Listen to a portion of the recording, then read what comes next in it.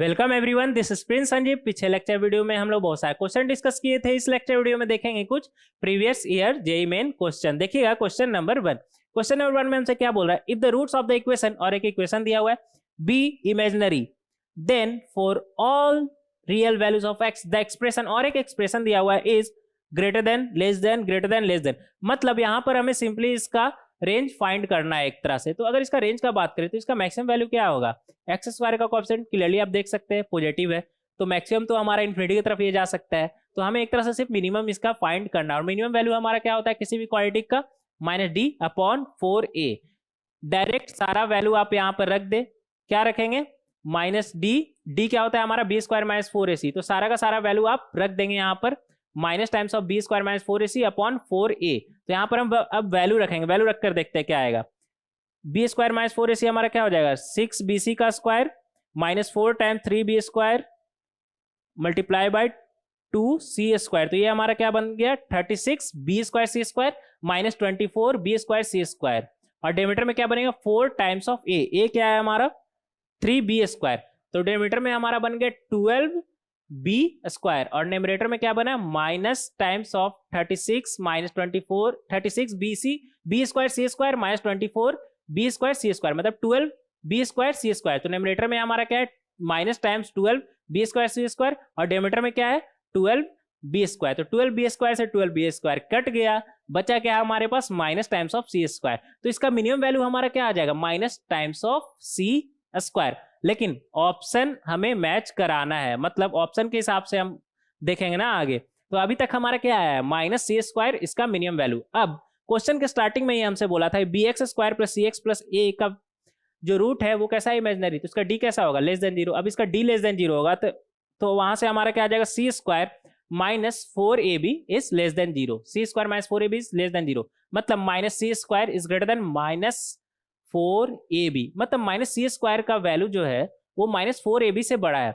और जिस एक्सप्रेशन के बारे में हमसे पूछा था उसका मिनिमम वैल्यू क्या आया था, -c², और -c² खुद ही -4ab से बड़ा है। तो हम बोल सकते हैं उस एक्सप्रेशन का जो मिनिमम वैल्यू है वो -4ab से बड़ा होगा। मतलब वो पूरा एक्सप्रेशन का अगर हम बात करें तो वो एक्सप्रेशन हमेशा हमारा -4ab से बड़ा होगा। तो कौन सा ऑप्शन मैच कर रहा है, option number 1 greater than -4ab। तो इस तरह से आप क्वेश्चन नंबर 1 को सॉल्व कर सकते हैं। नेक्स्ट देखेंगे क्वेश्चन नंबर 2। क्वेश्चन नंबर 2 में हमसे क्या बोल रहा है, if alpha and beta are the roots of the equation x² - x + 1 = 0, then alpha का पावर 2009 प्लस बीटा का पावर 2009। अगर यहाँ पर हम बात करें इस क्वाड्रेटिक इक्वेशन, तो इस क्वाड्रेटिक इक्वेशन का तो इसका रूट क्या है, अल्फा और बीटा। अब अल्फा बीटा इसका रूट है, तो अल्फा और बीटा इसे सेटिस्फाई भी करेगा, मतलब α² - अल्फा + 1 का वैल्यू क्या आ जाएगा, 0। α² - अल्फा + 1 का वैल्यू क्या आ गया यहाँ से हमारा 0। तो α² क्या हो जाएगा, -अल्फा + 1 को उस तरफ भेजेंगे, क्या बनेगा, α² = अल्फा -1। तो α² का वैल्यू क्या आ गया, अल्फा -1। अगर हमें α³ का वैल्यू चाहिए तो क्या करेंगे, दोनों तरफ अल्फा से मल्टीप्लाई कर देंगे, क्या बन जाएगा, α³, लेफ्ट हैंड साइड क्या बनेगा, α³ और राइट हैंड साइड क्या बनेगा हमारा, α² - अल्फा, और α² - अल्फा का वैल्यू है -1। कैसे, α² - अल्फा + 1 = 0 था, अल्फा उसको आइडियल रूट था ना, तो उसे सेटिस्फाई भी करेगा। तो α² - अल्फा + 1 का वैल्यू 0 है, तो α² - अल्फा का वैल्यू क्या आ जाएगा, -1। तो एक तरह से α³ का वैल्यू आ गया है हमारे पास -1। अब आगे देखेंगे यहाँ पर, अब हमारा काम आसान हो गया। यहाँ पर हमसे पूछा अल्फा का पावर 2009 प्लस बीटा का पावर 2009। यहाँ पर अल्फा का पावर क्या है 2009, अगर 2009 को हम 3 से डिवाइड दे तो ये हमारा क्या बन जाएगा 669, और रिमाइंडर क्या बचेगा 2। तो अल्फा का पावर 2009 को हम लिख सकते हैं α³ का पावर 669, और ये किससे मल्टीप्लाई हो रहा है, α² से, रिमाइंडर 2 था, तो इसे इस तरह से लिख सकते हैं α³ का पावर 669 मल्टीप्लाई बाय α²। इसी तरह बीटा का पावर 2009 को भी हम लिख सकते हैं β³ का पावर 669 मल्टीप्लाई बाय β²। अब α³ का वैल्यू हमें पता है क्या है, -1, तो α³ के जगह पर हम -1 रखेंगे, और उसका पावर क्या है 669, मतलब ऑड, तो वो -1 ही एक तरह से बन जाएगा। तो एक तरह से हमारा क्या बन गया, माइनस टाइम्स ऑफ α²। सिमिलरली इधर बीटा वाला भी जो हमारा था वो भी क्या बन जाएगा, माइनस टाइम्स ऑफ β²। तो ओवरऑल हमारा क्या आ गया, minus times of alpha square plus beta square. अब alpha square plus beta square का वैल्यू आप इजिली फाइंड कर सकते हैं। क्या हो जाएगा? अल्फा प्लस बीटा का whole square minus 2 times of alpha beta. Value यहां पर रखेंगे, आपके पास आंसर आ जाएगा। तो इस तरह से आप क्वेश्चन नंबर 2 को आप सॉल्व कर सकते हैं। नेक्स्ट देखेंगे क्वेश्चन नंबर 3। क्वेश्चन नंबर 3 में हमसे क्या बोल रहा है? Let for a is not equal to a1 is not equal to 0 और एक fx दिया हुआ है, एक gx दिया हुआ है एंड px दिया हुआ है। px क्या है हमारा? fx minus gx। अच्छा, यहाँ पर एक बात का ध्यान रखिए कि fx माइनस gx करेंगे तो वो भी हमारा क्वाड्रेटिक जैसा बनेगा। अभी क्वाड्रेटिक है कि नहीं ये देखेंगे। यहाँ पर a is not equal to a1 मतलब a minus a1 is not equal to 0। हाँ, तो px भी हमारा क्या बन जाएगा? क्वाड्रेटिक। fx माइनस gx करेंगे तो क्या बनेगा? a minus a1 x square, और इधर कुछ भी बने लेकिन एक्स स्क्वायर का कोएफिशिएंट 0 नहीं आया क्योंकि a is not equal to a1 दिया हुआ है, तो एक्स स्क्वायर का कोएफिशिएंट 0 नहीं है, तो px भी हमारा क्या है? एक क्वाड्रेटिक है। तो यहाँ पर इसका मकसद यही था बताना कि px भी हमारा क्या है? एक क्वाड्रेटिक। आगे क्या दिया हुआ है? If px equal to 0 only for x equal to -1। यहाँ पर क्या बोल रहा है? px equal to 0 for only for x equal to -1, मतलब एक ऐसा क्वाड्रेटिक जिसका रूट क्या है? सिर्फ -1। तो हमें इमेजिन कर लेते हैं ना, एक ऐसा क्वाड्रेटिक जिसका रूट क्या है? सिर्फ -1। क्या इमेजिन करिएगा? a टाइम्स, लेकिन यहाँ पर a पहले से इन्वॉल्व है, a से आपको कंफ्यूजन हो सकता है, k टाइम्स मान लेते हैं, k टाइम्स x प्लस 1 का होल स्क्वायर। क्वाड्रेटिक क्या हो जाए? k टाइम्स x प्लस 1 का होल स्क्वायर। अभी k फाइंड करेंगे क्या है, लेकिन अगर आपको कोई बोले कि एक ऐसा क्वाड्रेटिक बताइए जिसका रूट क्या है? -1, सिर्फ एक ही रूट है -1, तो आप क्या बोलिएगा? k टाइम्स x प्लस 1 का होल स्क्वायर। इसका सिर्फ एक ही रूट है, क्या है? -1। x के जगह पे -1 रखिए, 0 हो जाएगा आपका। तो k टाइम्स x प्लस 1 का होल स्क्वायर। अब आगे क्वेश्चन में आपको क्या दिया हुआ है? And p of -2 equal to 2, तो -2 रखने पर px का वैल्यू क्या आ रहा है? 2। तो k टाइम्स x प्लस 1 का होल स्क्वायर में अगर आप -2 रखेंगे तो वहां पर आपका वैल्यू क्या आना चाहिए? 2 रखिए। क्या आएगा आपका? k टाइम्स अंदर में -2 प्लस 1 मतलब -1 का होल स्क्वायर भी 1 ही आता है, इक्वल टू 2। तो k का वैल्यू आपका क्या आ गया? 2।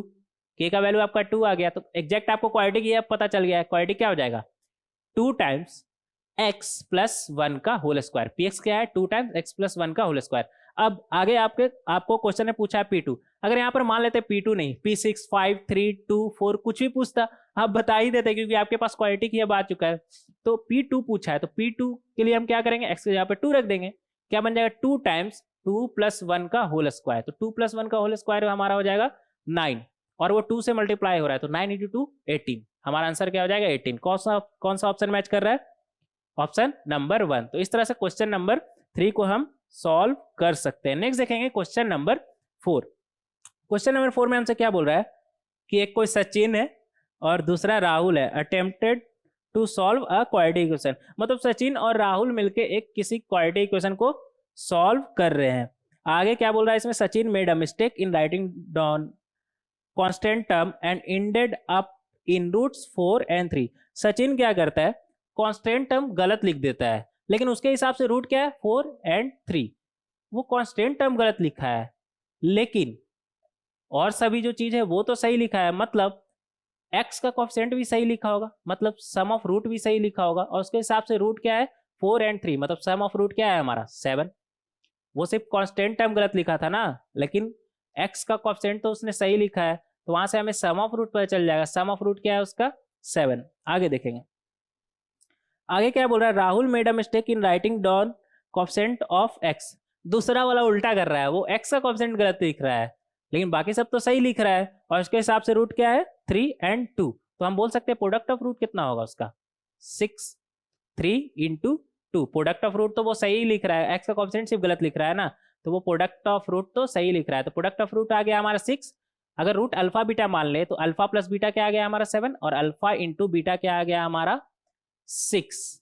आगे क्या बोल रहा है हमसे? The correct roots of the equation are. इसमें तो कुछ पूछने वाला बात ही नहीं। Alpha plus beta equal to 7, alpha into beta 6। कोई भी बता दे है कि अल्फा क्या होगा हमारा? 6 और बीटा क्या होगा? 1, या फिर इसको उल्टा बोल सकते हैं कि एक 6 है दूसरा 1। वो नाम जरूरी नहीं है यहाँ पर कि अल्फा को ही 6 बोलेंगे, कोई बोल रहा है हम बीटा को 6 बोलेंगे, वो भी सही है। मतलब रूट है 6 और 1, अल्फा और बीटा क्या है वो मैटर नहीं कर रहा है यहाँ पर। रूट क्या है 6 और 1। कौन सा ऑप्शन मैच कर रहा है? Second number. डायरेक्ट यहाँ पर देखकर बोल सकते हैं कि 6 और 1 ही रूट होगा। और वैसे भी अगर आपको दो नंबर का सम और प्रोडक्ट दिया हो तो वो आप दो नंबर तो फाइंड कर ही सकते हैं, लेकिन यहाँ पर आपको डायरेक्ट दिख जा रहा है 6 और 1 होगा। तो कौन सा ऑप्शन मैच कर रहा है? 2। 2 ऑप्शन हमारा करेक्ट हो जाएगा। तो इस तरह से क्वेश्चन नंबर 4 को हम सॉल्व कर सकते हैं। नेक्स्ट देखेंगे क्वेश्चन नंबर 5। क्वेश्चन नंबर 5 में हमसे क्या बोल रहा है? द इक्वेशन ई का power sine x minus e का power minus sine x minus 4 equal to 0 has, मतलब इसका रूट कितना ये पूछ रहा है। तो यहाँ पर हम क्या करेंगे, ई का पावर साइन एक्स को मान लेंगे टी। तो ये हमारा एक क्वाड्रेटिक बन जाएगा। क्या बन जाएगा क्वाड्रेटिक?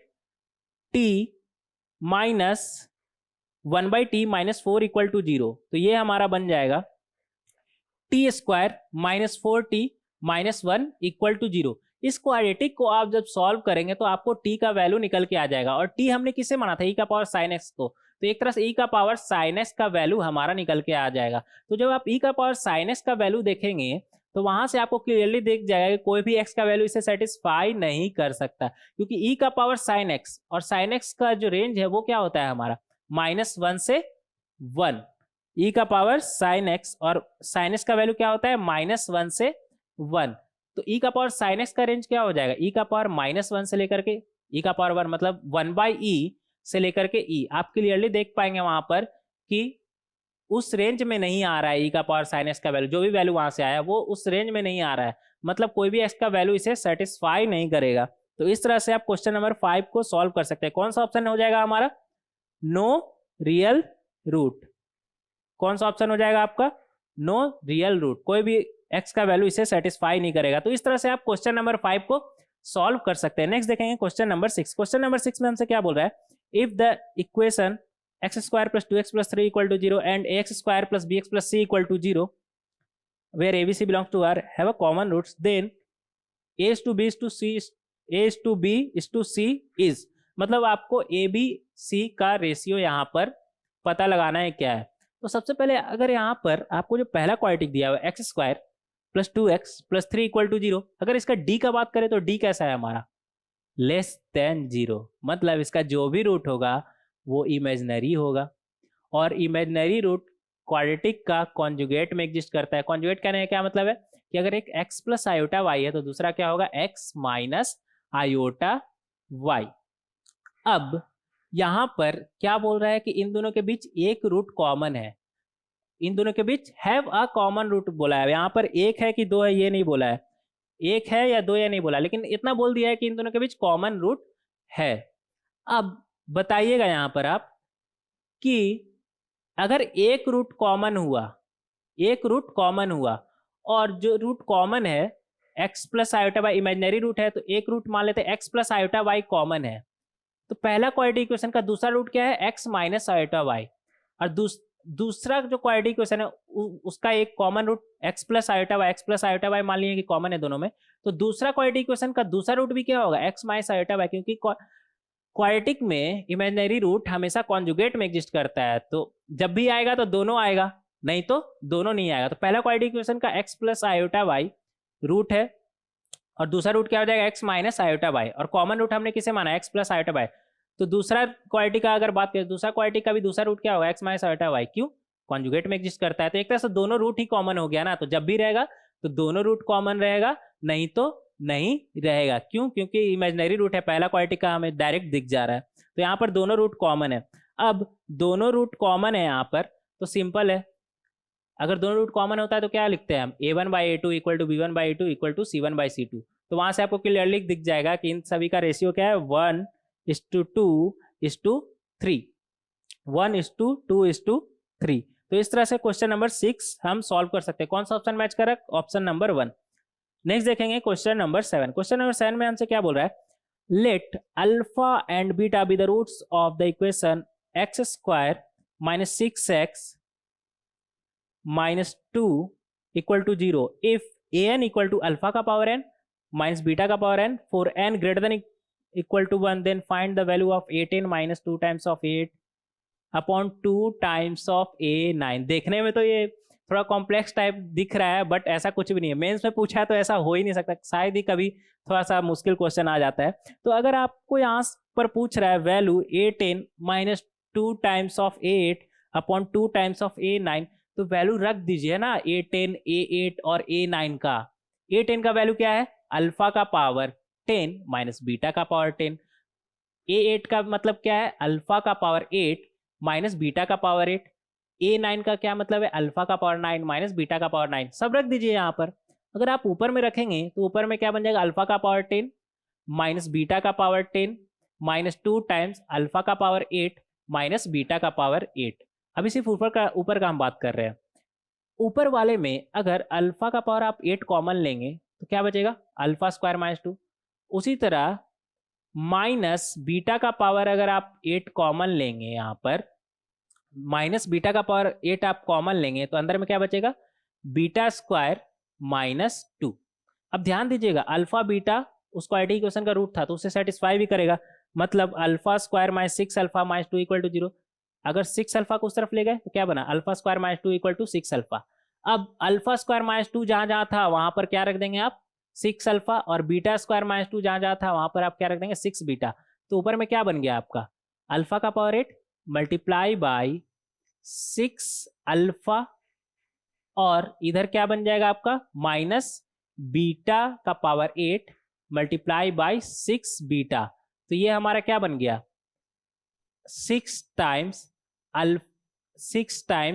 अल्फा का पावर 9 माइनस 6 टाइम बीटा का पावर 9। अगर 6 कॉमन ले तो अंदर में क्या बचेगा, अल्फा का पावर 9 माइनस बीटा का पावर 9। और ध्यान दीजिएगा नीचे भी आपका अल्फा का पावर 9 है, बीटा का माइनस बीटा का पावर 9 है। A9 था ना, A9 का क्या मतलब है, अल्फा का पावर 9 माइनस बीटा का पावर 9, और 2 भी है साथ में। तो अल्फा का पावर 9 और माइनस बीटा का पावर 9 दोनों कैंसिल हो जाएगा, ऊपर नीचे क्या बचा, ऊपर में 6 और नीचे में 2, मतलब 3। 6/2 इक्वल टू 3, इसमें तो कोई शक ही नहीं होना चाहिए।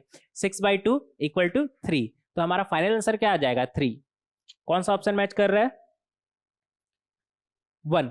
ऑप्शन नंबर 1 हमारा सही आंसर हो जाएगा, ऑप्शन नंबर 1 3। तो इस तरह से क्वेश्चन नंबर 7 को हम सॉल्व कर सकते हैं। नेक्स्ट देखेंगे क्वेश्चन नंबर 8। क्वेश्चन नंबर 8 में हमसे क्या बोल रहा है, the sum of all real values of x satisfying the equation.